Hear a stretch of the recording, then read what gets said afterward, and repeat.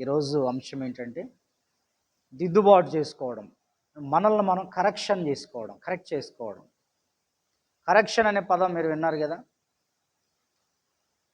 Correction ఎవరు చేస్తారు? టీచర్లు. పిల్లలు రాసినటువంటి పరీక్షలు రాసిన తర్వాత కరెక్షన్ చేస్తారు. అంటే వాళ్ళు మంచిగా రాస్తే మంచి మార్క్స్ వస్తాయి, లేని పక్షంలో మార్కులు కోల్పోతారు వాళ్ళు కదా. ఉపాధ్యాయులు మనకు 10వ తరగతి పరీక్షలు జరగబోతున్నాయి. Intermediate first year second year పరీక్షలు జరగబోతున్నాయి. ఫిబ్రవరి నెలాఖరు నుంచి అవి స్టార్ట్ కాబోతున్నాయి. ఆ తదుపరి వాళ్ళు రాసిన తరువాత వాటిని కరెక్షన్కి పంపిస్తారు కదా, స్పాట్ వాల్యుయేషన్లో పెడతారు కదా. అప్పుడు ఎవరు పాస్ అవుతారు, ఎవరు ఫెయిల్ అవుతారు అనేటువంటి పరిస్థితులు ఉంటాయి. ఈ ముందుగా మరి పిల్లలు పరీక్షలకు సిద్ధపడాలి, ప్రిపరేషన్ కావాలి, ఇదంతా కూడా ఉంటుంది. అయితే పిల్లలు మీరు భయపడవలసిన అవసరం లేదు. మీరు ప్రార్థన చేయండి, దేవుని జ్ఞానం అడగండి, భయపడకుండా ధైర్యంగా. యవనస్తులారా, ఇంటర్మీడియట్ పరీక్షలకు సిద్ధపడుతున్న బిడ్డలారా, మీరు చక్కగా సిద్ధపడండి, ప్రిపేర్ అవ్వండి. దేవుడు మీకు సహాయం చేస్తాడు, జ్ఞానం ఇస్తాడు.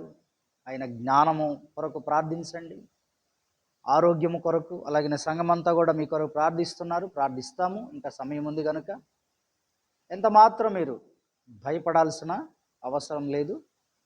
ఓకే అండి. ఈరోజు మనము ధ్యానించుకునే అంశము దిద్దుబాటు అనగా సరిచేయుట, లేదా బాగు చేయుట, లేదా సరిచూచుట, లేదా క్రమముగా ఉండుట, హెచ్చరింపబడుట, ఇట్లా నానార్థాలు ఉన్నాయి.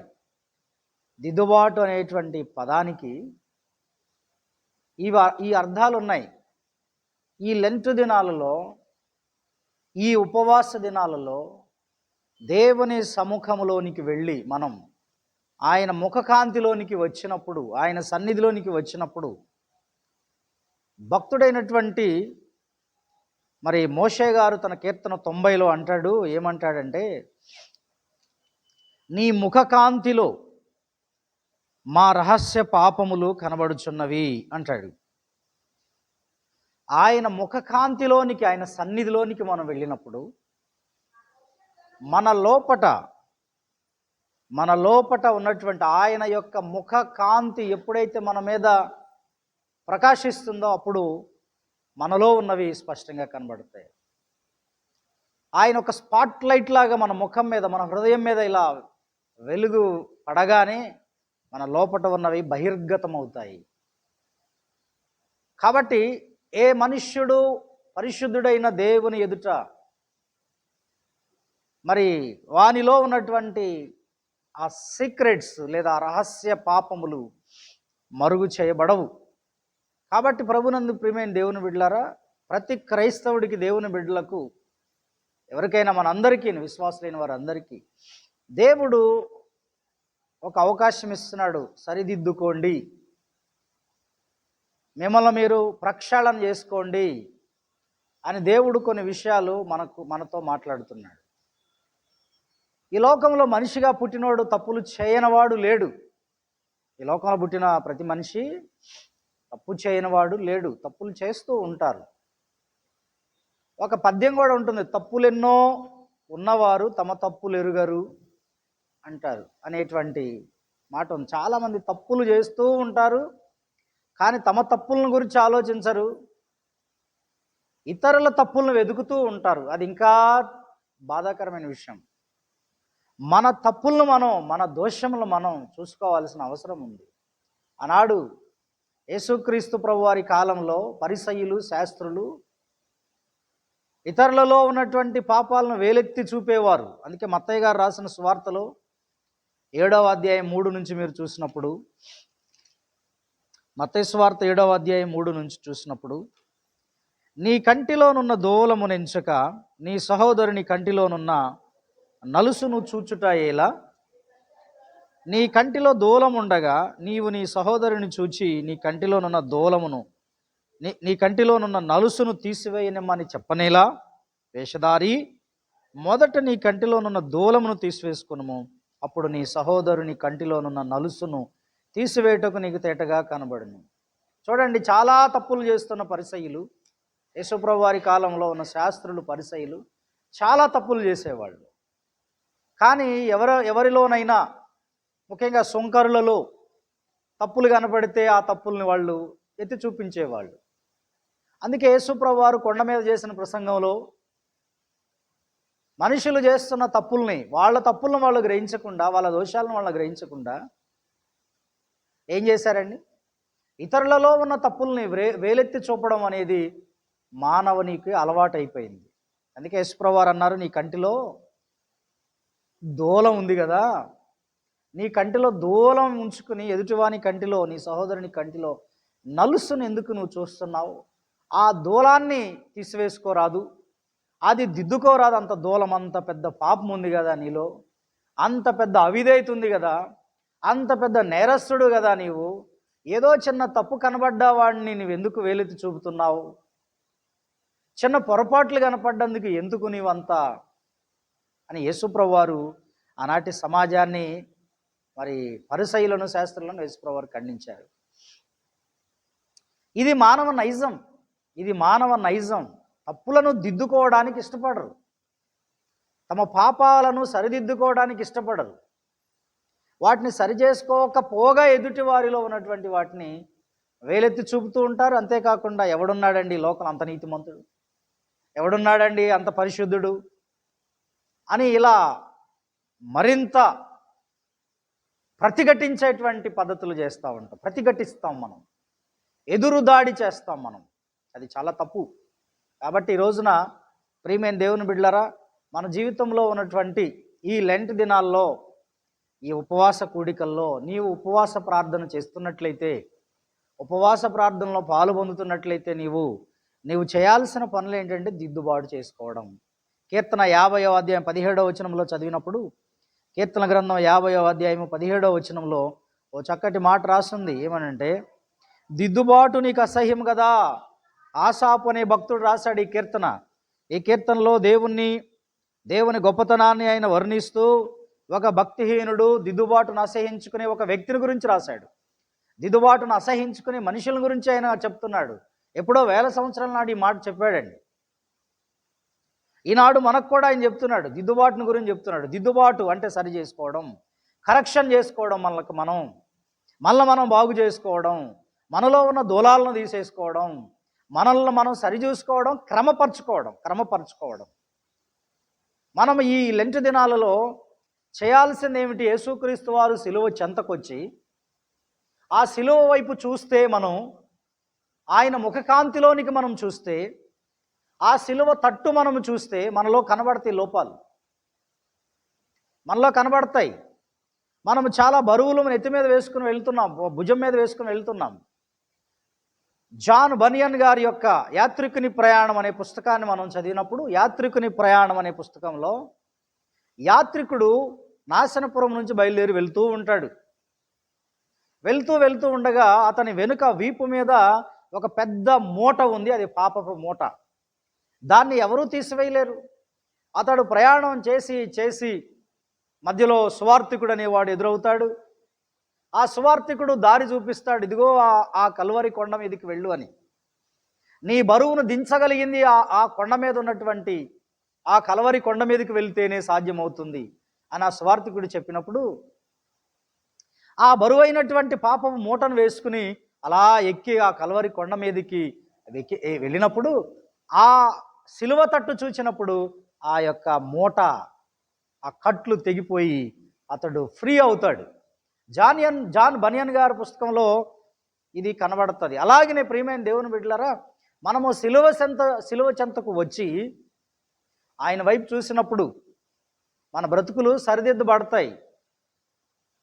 ఒక భక్తుడు చక్కటి పాట ఉంది. సిలువ చెంత చేరిన నాడు కలుషములను కడిగివేయు అనేటువంటి ఒక పాట ఉంది, మన అందరికీ తెలుసు ఆ పాట. సిలువ చెంతకు చేరితే మన భారాలు, మన దోషములు, మన అవిధేయతలు కొట్టివేయబడతాయి, శుద్ధి చేయబడతాయి, దిద్దుబాటు చేయబడతాయి. కాబట్టి ఈ సమయంలో మనం చేయాల్సింది ఏమిటి అని అంటే, మనల్ని మనం క్రమపరచుకోవడం, మనల్ని మనం సరి చేసుకోవడం, మనల్ని మనం బాగు చేసుకోవడం. ఎప్పుడూ నాలో ఏ దోషం లేదు అని మనం చెప్పుకోకూడదు. ఎందుకంటే వాక్యంలో రాయబడి ఉంది ఏమని అంటే, నా యందు నాకే దోషము కానరాదు. కొరింథీయులకు రాసిన పత్రిక, అపోస్తలుడైన పౌలు గారు అంటాడు, కొరింథీయులకు రాసిన మొదటి పత్రిక 4వ అధ్యాయము 4వ వచనం, నా యందు నాకే దోషమును కానరాదు, అయినను ఇందువల్ల నీతిమంతుడనుగా ఎంచబడను. నన్ను విమర్శించువాడు ప్రభువే. ఒక మనిషిని గద్దిస్తే అతడు వినడు. చాలే పోవాయా చెప్పొచ్చావు అంటాడు. మన వీపు మనకు కనబడదు, అలాగే మన దోషం మనకు కనబడదు. సిలువ చెంతకొచ్చినప్పుడు, ప్రభువు చెంతకొచ్చినప్పుడు మనలో విమర్శించే ప్రభువు తన యొక్క ముఖకాంతి మన మీద ప్రకాశింపచేసి మనల్ని దిద్దుబాటు చేయడానికి, మనల్ని సరిచేయడానికి ఆయన ఎంతో సిద్ధంగా ఉంటాడు. Praise the lord. కనుక మన దోషాలు మనకు కనబడవు, ప్రభు చెంతకు వచ్చినప్పుడు కనిపిస్తాయి, ప్రభు తట్టు చూచినప్పుడు కనిపిస్తాయి, సిలువ చెంతకొచ్చినప్పుడు కనిపిస్తాయి. అందుకే ఇక్కడికి రావాలి, ప్రభు చెంతకు రావాలి, సిలువ చెంతకు రావాలి, మన దోషాలని పరీక్షించుకుని దిద్దుకోవాల్సిన అవసరం ఉంది. ఇందాక చదివాము 50వ కీర్తనలో దిద్దుబాటును గురించి ఆయన ఆసాపు భక్తుడు రాశాడు. స్కూల్లో పిల్లలు అక్షరాలు నేర్చుకునేటప్పుడు, చిన్నపిల్లలుగా స్కూల్కి వెళ్ళినప్పుడు పిల్లలు అక్షరాలు దిద్దుతున్నప్పుడు తప్పులు రాస్తారు, వంకర టెంకరగా రాస్తూ ఉంటారు. అన్నప్పుడు దాన్ని ఇలా పెట్టి ఇలా రాసేవాళ్ళు ఉంటారు పిల్లలు కదా. మనం అందరూ అట్లాగనే రాసాం అక్షరాలు మొదటిగా. అప్పుడు టీచరు ఏం చేస్తుందంటే మన చెయ్యి పట్టుకుని, బల్పం పట్టుకుని చక్కగా ఎలా దిద్దరా అని చెప్పి దిద్దిచ్చేవాళ్ళు. అలా మనకు అక్షరాలు అవి వచ్చేంత వరకు దిద్దించేవారు. అలా అక్షర అభ్యాసం జరిగింది, అక్షరాలు మనం అలా నేర్చుకోగలిగాం. అలాగనే ఇంకా 1, 2, 3 తరగతులకు వెళ్ళిన తర్వాత ఇంకా మంచిగా ఆ యొక్క మ్యాథ్స్ లేదా లెక్కలు బాగా గుర్తుండిపోవాలని ఏం చేసేవాళ్ళు తెలుసండి టీచర్లు? నా చిన్నప్పుడు నేను చదువుకునేటప్పుడు నేను రాసినది ఒక్కోసారి లెక్కల్లో కొన్ని లెక్కలను ఇచ్చినప్పుడు వాళ్ళు చేయమన్నప్పుడు 10 సార్లు, 20 సార్లు, 30 సార్లు రాయమనేది. అసలు ఆ నోట్స్ అంతా అవే ఉండేవి, రాసిందే రాసి. నాకు తెలిసి ఇప్పుడు టీచర్లు కూడా అదే సూత్రాన్ని అవలంబిస్తున్నారేమో, కొన్ని బట్టేటువంటి పద్ధతులు ఇప్పుడు కూడా ఉన్నట్టున్నాయి కదా మాస్టారు, బట్టీలు పట్టడం. ఎందుకంటే అది మర్చిపోకుండా ఉండటం కోసం, అది గుర్తుపెట్టుకోవడం కోసం టీచర్లు అలా భావించి దిద్దిస్తూ రాయిస్తూ పదే దాన్ని వాడు మర్చిపోవద్దని, ఆ విద్యార్థి మర్చిపోవద్దని ఎలాగైతే చేయిస్తారో అలాగనే దేవుడు కూడా మనల్ని ఎప్పుడూ కూడా ఆయన దిద్దుబాటు చేస్తూ ఉంటాడు, కరెక్షన్ చేస్తూ ఉంటాడు. ఎందుకంటే మనం కరెక్షన్ చేయబడితేనే ఆ పరలోకానికి చేరతాం. ఎందుకంటే మనమందరం క్రీస్తు ఎదుట సంపూర్ణం కావాలి అంటాడు. కొలస్సీ పత్రికలో ఒక చోట ఆ మాట ఉంటుంది, మీరు చూసినట్లయితే అపోస్తలుడైన పౌలు ప్రతి మనిషిని నేను సంపూర్ణునిగా చేయాలని, సంపూర్ణత్వంలోనికి రావాలని 1వ అధ్యాయము 28వ వచనం, ప్రతి మనిషిని క్రీస్తునందు సంపూర్ణునిగా చేసి ఆయన ఎదుట నిలువబెట్టవలెనని సమస్త విధములైన జ్ఞానముతో మేము ప్రతి మనుషునికి బుద్ధి చెప్పుచు, ప్రతి మనుషునికి బోధించుచు ఆయనను ప్రకటించుచున్నాము. ఎంత అద్భుతమైన మాట అండి! ఎంత ఉన్నారా ఇక్కడ? మీరు అర్థమవుతుందా దేవుని వాక్యము?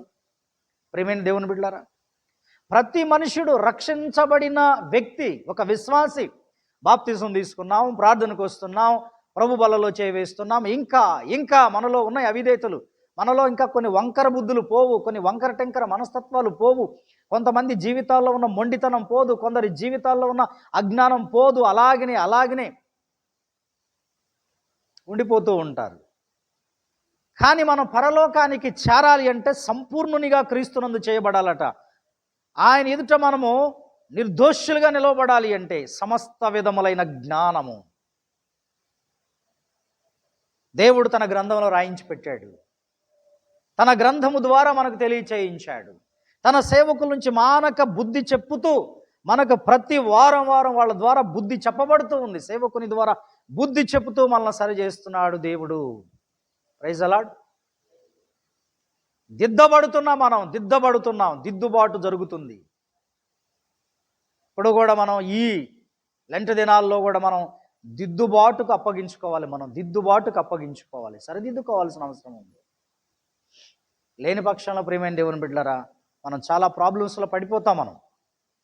కాబట్టి ఇక్కడ అన్నాడు, ప్రతి మనిషి సంపూర్ణుడిగా, నువ్వు సంపూర్ణుడయ్యావని చెప్పడానికి వీల్లేదు.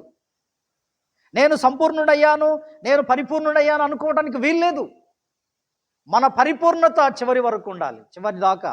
అందుకోసం మనము నిరంతరము దిద్దుబాటు జరుగుతూ ఉండాలి, సరి చేయబడుతూ, క్రమపరచబడుతూ, బాగు చేయబడుతూ మన విశ్వాసం బలహీనమైపోయిందేమో, మన భక్తి తగ్గిపోయిందేమో, మన ప్రార్థన జీవితంలో వెనకబడిపోయామేమో, మనం వాక్య ధ్యానంలో సరిచేయబడాలి, ప్రార్థనా జీవితంలో సరిచేయబడాలి, భక్తి జీవితంలో సరిచేయబడాలి. అదంతా కూడా ప్రక్షాళన జరుగుతూ, దిద్దబడుతూ, వంకర టెంకరగా అయిపోతూ ఉన్నటువంటి దీనిని దిద్దుబాటు చేసుకుంటూ ముందుకు వెళ్తేనే మన భక్తి నిలుస్తుంది. లేని పక్షంలో కష్టమండి. పిల్లవాడు పదే పడుతున్నాడు, కానీ వాడు లేచి నిలబెట్టాలి వాడిని. పదే వాడు పడుతున్నాడు, నిలబెట్టాలి. ఆశ్చర్యం. ఇవన్నీ కూడా మనకు దేవుని గ్రంథంలో కనిపిస్తాయి. మనం ఏ పాపం చేసినా కూడా, ఏ దోషములు చేసినా కూడా దేవుడు మనకి చూపిస్తాడు తన వెలుగులు, తన వాక్యము ద్వారా. నేను చెప్తున్నానండి, ఈ లెంట్ దినాలు నువ్వు ఉపయోగించుకుంటే అలా ఉపయోగించుకో. దేనికి ఉపయోగించుకోవాలి? చాలామంది క్రైస్తవ సంఘాల్లో ఏడుస్తూ, ఓ ప్రభువా నా కోసమే సిలువలో ప్రాణం పెట్టావయ్యా అని ఏదో దుఃఖ దినాల్లాగా, శ్రమలు దినాల్లాగా చేస్తారు. తప్పు. ఇది శ్రమలు దినాలు కాదు. ఇంకొక మీరు మాట విన్నారో లేదో ఈ మాట, వీటిని ఏం పేరు పెట్టారు తెలుసా? ఈ లెంట్ డేస్ని శ్రమలు దినాలు. ఇవి శ్రమలు దినాలు కాదండి. శ్రమలు దినాలు అనబాకండి. మనము అలా అంటే మళ్ళీ మారిపోద్ది, అని అర్థం మారిపోద్ది. శ్రమలు దినాలు అంటే మారిపోతుంది. యేసుప్రభువు 2000 సంవత్సరాల నాడు మాత్రమే ఆయన నీ కోసం నా కోసం సిలువలో శ్రమ అనుభవించాడు. మళ్ళీ ఇప్పుడు ఇవి శ్రమల దినాలు కాదు, అలా అనుకోబాకండి, దాన్ని అలా మార్చకండి. మనము దీనిని ఆ సిలువ త్యాగాన్ని జ్ఞాపకం చేసుకుంటూ మనల్ని మనం ప్రక్షాళన చేసుకోవడానికి, ఆయనకి ఇంకా సమీపం అవ్వడానికి ఉపవాస దినాలు ఉపయోగపడాలి తప్ప ఇదేదో శ్రమల దినాలని మళ్ళీ దాని అర్థాన్ని మార్చేసి దాన్ని పదార్థంగా చేసి తప్పు చేయొద్దు. ఇంకా పెద్ద తప్పు చేయకూడదు మనం. కనుక దేవుడు మన తప్పులు దిద్దటానికి ఒక సదవకాశం దేవుడు మనకిచ్చాడు. ఇది మనల్ని మనం సరిదిద్దుకోవడానికి అవకాశం ఇచ్చాడు. దీన్ని ఉపయోగించుకోండి చక్కగా. ఈ ప్రార్థనలలో ఎంత మీరు బలపరచబడతారో, ఎంత దీవించబడతారో అది మీకు కనిపిస్తుంది. ఎహెజ్కేలు గ్రంథం 18వ అధ్యాయం 23వ వచనంలో త్వరగా చూడండి. ఎహెజ్కేలు గ్రంథం 18వ అధ్యాయం 23వ వచనంలో అంటాడు, దుష్టుడు మరణము నొందుట చేత నాకేమైనా సంతోషం కలుగునా? 18వ అధ్యాయం 23వ వచనం. దుష్టులు మరణము నొందుట చేత నాకేమాత్రమైన సంతోషము కలుగునా? వారు తమ ప్రవర్తనను దిద్దుకుని బ్రతుకుటయే నాకు సంతోషము. ఇదే ప్రభువు యెహోవా వాక్కు. దుష్టులు, చెడ్డవాళ్ళు, భక్తిహీనులు, దేవుని ఎరగనటువంటి వాళ్ళు, దేవుడు అంటున్నాడు, వారు ఏమైనా ఆ దుష్టత్వము చేత చనిపోవడం నాకేమైనా సంతోషమా? దేవుడు అంటున్నాడు. నిజమండి, దేవుడు మనిషి మరణించటం చేత సంతోషపడ్డండి. వాడు పాపములోనే, చెడుతనంలోనే నశించిపోవడం ఆయన చిత్తం కాదు, ఆయన ఉద్దేశం కాదు. దానివల్ల ఆయనకు సంతోషం కలగదు. అయ్యో ఒక పాపి మారకుండా వాడు చనిపోయాడే అని ఇంకా ఆయన దుఃఖపడతాడు. అయితే ఏమంటున్నాడు? తమ ప్రవర్తనను దిద్దుకుని, తమ పాప బ్రతుకుని మార్చుకుని, తన హృదయాన్ని దేవునికి సమర్పించుకుని, తమ బ్రతుకుని దిద్దుకుని బ్రతకటం ఆయనకి ఇష్టమట, ఆయనకి సంతోషమట. Praise the lord. ఈ రోజున మనం కూడా మన ప్రవర్తనను దిద్దుకుని బ్రతికితే మంచిది. లేకపోతే మరి మరణాలు ఎందుకు వస్తున్నాయి అంటే పాపము వల్ల వచ్చు జీతం మరణం. చక్కగా ఈ వాక్యంలో మనం చూస్తున్నాం. ఇర్మియా గ్రంథము 7వ అధ్యాయం 8వ వచనంలో కూడా మీరు చూస్తే, ఇర్మియా గ్రంథం 7వ అధ్యాయం 5వ వచనం, త్వరగా చూడండి. ఇర్మియా గ్రంథము 7వ అధ్యాయము 5వ వచనం.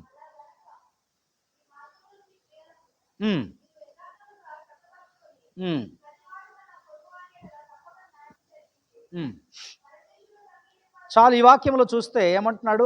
అలాగనక మీ మార్గములను మీ క్రియలను మీరు యథార్థముగా చక్కబరుచుకుని, ఇదిగో చూడండి, చక్కబరుచుకోవడం లేదా దిద్దుకోవడం. మన మార్గాలను దిద్దుకోవాలి, మన ప్రవర్తన దిద్దుకోవాలి, మన బుద్ధిహీనతను సరిదిద్దుకోవాలి, మన అజ్ఞానాన్ని సరిదిద్దుకోవాలి. క్రైస్తవులంగా చలామణి అవుతూ కూడా, దేవుని మందిరానికి వస్తూ కూడా ఇంకా మార్పు చెందనిది ఏముందో ఆ మార్గాలను చక్కబరుచుకుని మనం ప్రభు వైపు చూడాలి అని, ఇక్కడ దేవుని వైపు చూడండి అని ఇర్మియా ప్రవక్త ఆనాటి ఇశ్రాయేలుని హెచ్చరించాడు. అలాగనే 2వ తిమోతి పత్రిక 3వ అధ్యాయము 16-17 వచనాల్లో దైవజనుడు ద్వారా దేవుడు దిద్దుకోమని చెప్తున్నాడు, సరి చేసుకోమని చెబుతున్నాడు. దైవజనుడును పెట్టి దైవజనుల ద్వారా దేవుడు చక్కటి వర్తమానాలు ఇచ్చి అనేకమైన సంగతులు బోధించటము ద్వారా మన ప్రవర్తనను దిద్దటానికి ఒక అవకాశం ఇస్తున్నాడు. చూడండి, 2వ తిమోతి పత్రిక 3వ అధ్యాయము 16వ వచనం చూద్దాము. దైవజనుడు సన్నద్ధుడై ప్రతి సత్కార్యమునకు పూర్ణముగా సిద్ధపడి ఉండునట్లు దైవావేశం వలన కలిగిన ప్రతి లేఖనము ఉపదేశించుటకును, ఖండించుటకును, తప్పుదిద్దుటకును, నీతి యందు శిక్ష చేయుటకును ప్రయోజనకరమై ఉన్నది. దేవుడు ఏమంటున్నాడండి? దిద్దుకోండి, మీ క్రియలను చక్కబరుచుకోండి, మీ ప్రవర్తన చక్కబరుచుకోండి, ఇది మీకు మేలు అంటూ ఎలా ఆయన మనిషిని మనల్ని చక్కబరచాలనుకుంటున్నాడు? తన లేఖనాల ద్వారా, తన సేవకుల ద్వారా. ఇక్కడ అంటున్నాడు, దైవావేశం వల్ల కలిగిన ప్రతి లేఖనాన్ని మీరు, ఆ లేఖనం ఎలాంటిదంటే ఉపదేశించటానికి, ఖండించటానికి, తప్పుదిద్దే అంత శక్తివంతమైన లేఖనాలు. కాబట్టి వాక్యాన్ని మీరు జాగ్రత్తగా వినండి. చాలామంది వాక్యాన్ని వినరండి, వాక్యాన్ని సరిగ్గా వినరు. ఎందుకు నీవు ఇంకా ఆత్మీయంగా ఎదుగుదల లేకుండా అలాగే ఉంటున్నావు, అనేక తప్పుల్లో బతుకుతున్నావు అంటే కారణం ఏంటి అంటే వాక్యాన్ని వినకపోవడం. కానీ వాక్యంలో ఏముందంట? ఖండించే శక్తి ఉంది, ఉపదేశించేటువంటి శక్తి ఉంది, ఉపదేశం ఉంది, అందులో ఖండించే శక్తి ఉంది. దానికి, ఆ వాక్యానికి తప్పు దిద్దే, నీతి యందు ఒక శిక్షణ ఇచ్చేటువంటి, నీతిలో ట్రైన్ చేసేటువంటి శక్తి లేఖనాలకు ఉంది. అది దైవజనుడా నీవు ఆ లేఖనాల ద్వారా సిద్ధపడి చెప్పు ఓ తిమోతి అని పౌలు గారు రాశాడు. Praise the lord.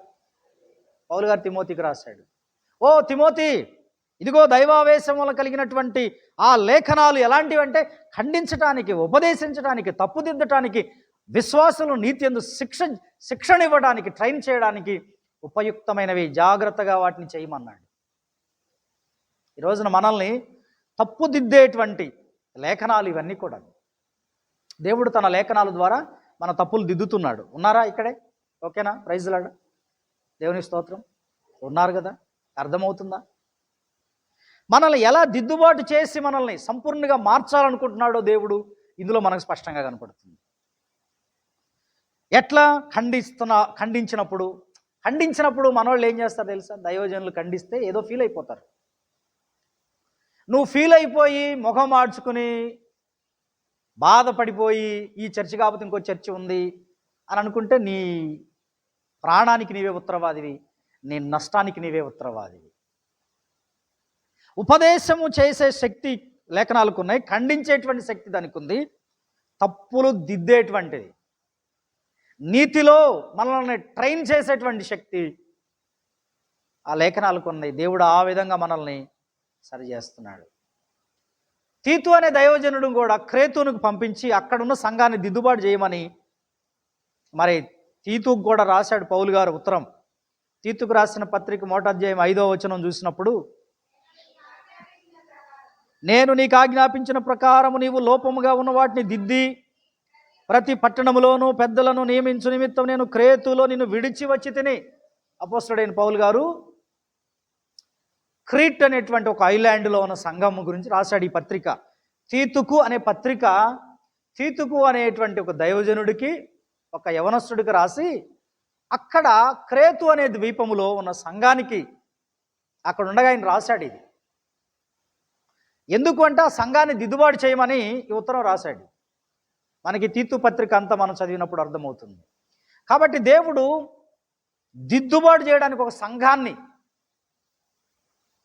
ఎందుకంటే సరిగా లేరు వాళ్ళు ఎలాంటి వాళ్ళుగా ఉన్నారో అందులో రాస్తుంది. సోమరపోతులు, తిండిబోతులు, దుష్టమృగాలు, వాళ్ళ మనస్సాక్షి బాగోకపోవడం, వాళ్ళు వృద్ధులు, యవనస్తులు, స్త్రీలు ఎట్లుండాలో, వాళ్ళు ఎలాంటి బ్రతకాలో, ఇవన్నీ ఎలా దిద్దాలో నీవు ఇలా దిద్దుబాటు చెయ్యి, ఈ విధంగా ఉండేలా చేయని చెప్పి రాశాడు తీతుకు పత్రిక. మీరు చదవండి. దేవుడు కొన్నిసార్లు మనల్ని, యవనస్తులను లేదా మనల్ని తల్లిదండ్రుల ద్వారా దేవుడు గద్దిస్తాడు. ఒకసారి చూస్తే సామెతల గ్రంథం 1వ అధ్యాయం 9వ వచనం, సామెతల గ్రంథం 1వ అధ్యాయం 9వ వచనం, సామెతలు 1వ అధ్యాయం 9వ వచనం.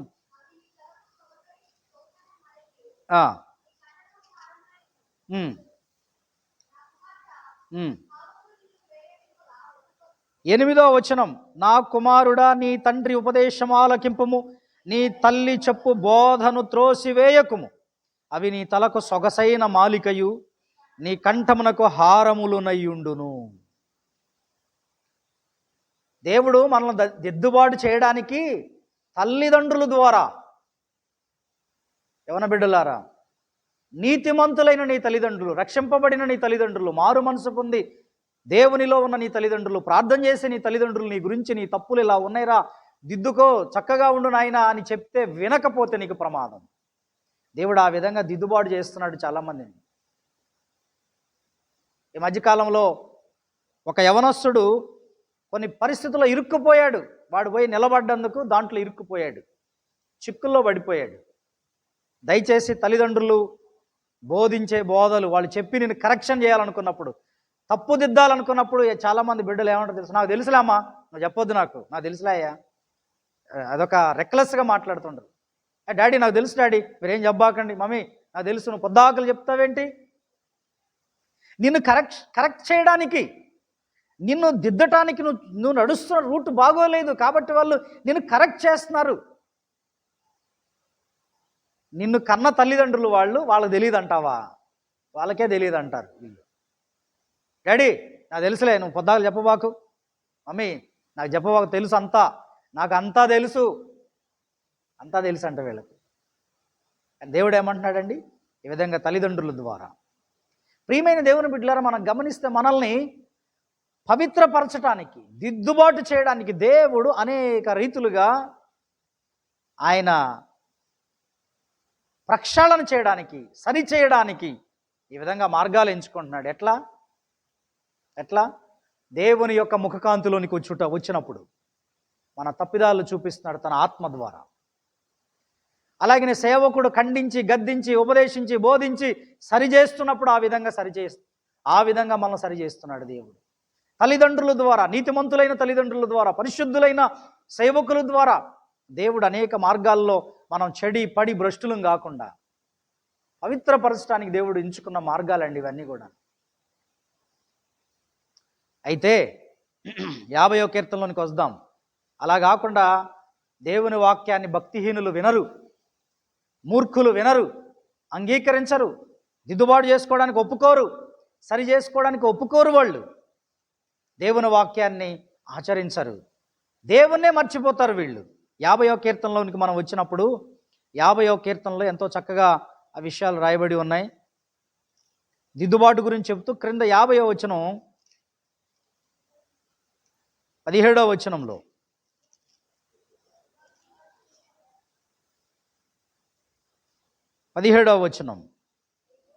దిద్దుబాటు నీకు అసహ్యము కదా, నీవు నా మాటలను నీ వెనుకకు త్రోసివేసెదవు. 22వ వచనం, దేవుని మరచువార్లారా దీన్ని యోచించుకొనుడి అంటాడు. మర్చిపోతున్నారు వీళ్ళు. ఈ దిద్దుబాటును అసహించుకునే వాళ్ళు ఎట్లాగుంటారు ఇక్కడ రాసి చెప్తే ఏమన్నాడు? నీవు నా మాటలను వెనుకకు త్రోసివేస్తా. వీళ్ళు వినరట, దేవుని మాటలను లెక్క చేయరు. దేవుని మాటలు లెక్క చేయరు, దేవుని సేవకుల మాటలు లెక్క చేయరు, వాటిని ఎంత మాత్రం అంగీకరించరు.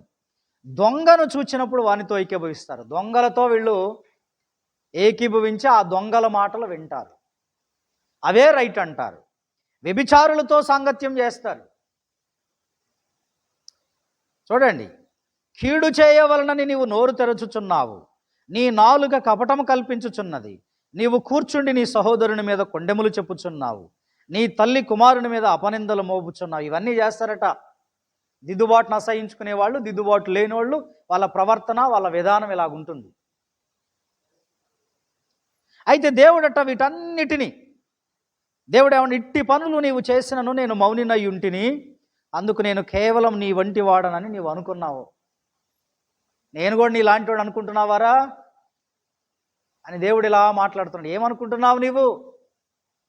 నేను నీలాంటి వాడు అనుకుంటున్నావా అని దేవుడు వరుసగా సంగతులన్నీ పెట్టేట మనిషిని గద్దిస్తాడు. దేవుడు గద్దిస్తే చాలా సీరియస్. ఇంకేమన్నాడు? దేవుని మరొచ్చు వారులారా దీన్ని యోచించుకొనుడి, లేని ఎడల నేను మిమ్మల్ని చీల్చివేయుదును, తప్పించువాడు ఎవడును లేకపోను. దేవుని మర్చిపోతున్నారు, విశ్వాసులే దేవుని మర్చిపోతున్నారు. అసలు ఒకనాటి భక్తిని, ఇప్పుడున్న భక్తిని మనం చూస్తే ఎంత మార్పులు కనపడుతున్నాయి అంటే, భక్తి జీవితము, స్థితిగతులు మారిపోతున్నాయి. చాలా బాధ అనిపిస్తుంది. దేవుని మర్చిపోతున్నారు. ఫర్గెట్ గాడ్, దేవుని మర్చిపోతున్నారు వీళ్ళు, దేవుని మర్చిపోతున్నారు. నాకు మతిమరుపు ఉంది కొంచెం. నేను పాస్వర్డ్లు మర్చిపోతూ ఉంటాను. ఏటీఎం కార్డు పాస్వర్డ్ మర్చిపోతాను, వాటిని మళ్ళీ పోయి చేసుకోవాలి. ఏమండి, ఫోన్లలో మెయిల్ ఐడీలకు సంబంధించిన పాస్వర్డ్లు ఎన్నిసార్లు మర్చిపోయాను నేను. చాలాసార్లు చేయడం మర్చిపోవడం. ఇక నోట్స్లో రాసుకుంటూ ఉంటాను, కొన్ని నంబర్లు మర్చిపోతూ ఉంటాను. ఇలా మెయిల్ ఐడీలు, పాస్వర్డ్లు మర్చిపోతే ఒక అవకాశం ఉంది మనకు ఫోన్లో. ఏముంది చెప్పండి? అక్కడికి పోయి ఫర్గాట్ పాస్వర్డ్ అని అంటే దానికి చెప్పడం అన్నమాట, నేను మర్చిపోయాను, నాకు మళ్ళీ చూపించవా అంటే అది మళ్ళీ చూపిస్తుంది. లేదా కొత్తది క్రియేట్ చేసుకునే అవకాశం ఉంది కదా. ఫర్గాట్ పాస్వర్డ్ అంటే కొట్టి అది చూపిస్తుంది మళ్ళీ.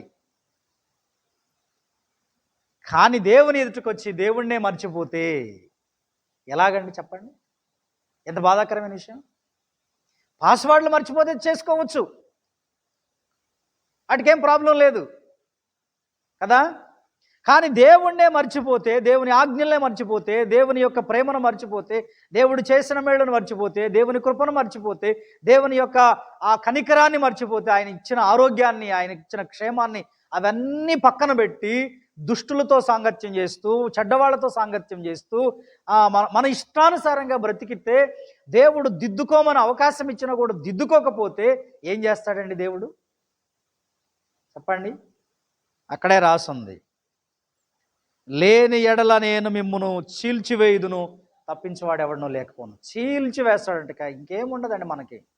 చీల్చివేయడం అంటే ఇలా పట్టుకుని ఇలా తీసేయడం అనమాట, ఏ పాటు కాపాటు తీసేయడం, అది చీల్చివేయడం అంటే. చాలా ఘోరమైన పరిస్థితి. కనుక ప్రియమైన దేవుని బిడ్డలారా, ఒకవేళ నీవు దేవుని మరిచావేమో ఈ లెంటు దినాల్లోనైనా, ఈ ఉపవాస దినాల్లోనైనా ఒక్కసారి నిన్ను నీవు పరీక్ష చేసుకో, దిద్దుకో, దేవుని యొద్దకు రా, ఆయన సన్నిధికి రా, ఆయన కృపకు అప్పగించుకో. పరమ తండ్రి మనకు చాలా సమయం ఇస్తున్నాడండి. మన జీవిత కాలం 60 సంవత్సరాలు, 70 సంవత్సరాలు, అధిక బలం ఉంటే 80 ఏళ్ళు. ఇలాంటి ఈ ఏజ్ని, ఈ అవకాశాన్ని సద్వినియోగం చేసుకోకుండా చాలామంది మర్చిపోయి తిరుగుతున్నారు, వ్యర్థంగా తిరుగుతున్నారు. విశ్వాసులైన వాళ్ళే. దయచేసి అలా ఉండొద్దు. దేవుడు సమయం ఇస్తున్నాడు మనకి. ఆ సమయం ఇదే, ఈ అవకాశం ఇదే. కాబట్టి ఈ రాత్రికాల సమయంలో ప్రియ సహోదరుడా, సహోదరి, మనం సరిదిద్దుకుంటే ఎంతో క్షేమం. వాక్యాన్ని వింటున్న నీవు, దేవుడు దిద్దుకో అంటున్నాడు. ఎక్కడికి వెళ్ళి దిద్దుకోవాలి మనం? వాక్యాన్ని బట్టి. ఏముందని దిద్దుకోవాలి? నీ ప్రవర్తనని, నీ యొక్క ఆత్మీయ జీవితాన్ని, నీ మనస్సును, నీ హృదయాన్ని ఎలా ఉందో దేవుని సమక్షంలోకి వచ్చి, ప్రభువా నేను ఇలాంటి వాడినయ్యా, ఇటువంటి వదానను ప్రభువా, ఇలా తప్పిపోయాను, ఇలా నిన్ను మర్చిపోయాను, ఈ విధంగా నేను మర్చిపోయాను, నన్ను క్షమించని ఆ సిలువ చెంత చూసి మనము గనక ప్రార్థన చేసుకుని ఒప్పుకుంటే, క్షమించమని అడిగితే, దిద్దుకుంటే, సరిదిద్దుకుని మళ్ళీ చక్కటి మార్గంలో నడిస్తే, ఆహా ఎంత మేలండి, ఎంత ఆశీర్వాదం. దేవుడి వాక్యమును దీవించును గాక. ఆమేన్. చిన్న ప్రార్థన చేసుకుందాం. పరిశుద్ధుడైన తండ్రి, మమ్మల్ని మిక్కిలిగా ప్రేమించిన ప్రభువా, ఇదిగో నీ సెలువు చెంతకొచ్చి మమ్మల్ని మేము సరిదిద్దుకునే అవకాశం ఇచ్చారు ప్రభువా. అయ్యా, పాపులము, నీచులము, దుర్మార్గులము, అయ్యా ఎందుకు పనికిరాని మమ్ములను మీ కనికరము చేత, మీ కృప చేత మమ్ములను ఆయన కరుణిస్తున్నారు, కనికరిస్తున్నారు, అవకాశం ఇస్తున్నారు. ఇంకా మాలో ఉన్నాయి, అవిధేయతలు ఉన్నాయి, ఇంకా మాలో లోపాలు ఉన్నాయి, వాటిని సరిచేసుకోండి అని మీరు చెబుతున్నారయ్యా నీ లేఖనాల ద్వారా. వాటిని మేము సరిదిద్దుకుంటూ ఈ లెంట్ దినాల్లో, ఈ ప్రార్థన కూడికల్లో మమ్మల్ని మేము నీ ఎదుట క్రమపరుచుకుని, సరిచేసుకుని, బాగు చేసుకుని నీ ఎదుట నిలవబడే భాగ్యం దయచేయమని ప్రార్థిస్తున్నాను. అందుకు మీ పరిశుద్ధాత్మ సహాయం మాకు ఇవ్వండి ప్రభువా. ఈ ప్రార్థనలో పాలు పొందుతున్న సంఘమంతటిని జ్ఞాపకం చేసుకుని దీవించండి, ఆశీర్వదించి బలపరచండి. వారందరినీ సరిదిద్దండి, ప్రక్షాళన చేయండి, బలపరిచి మీరు మహిమ పొందుమని యేసుక్రీస్తు వారి నామములో ఈ ప్రార్థన అడుగుచున్నాం తండ్రి. ఆమేన్.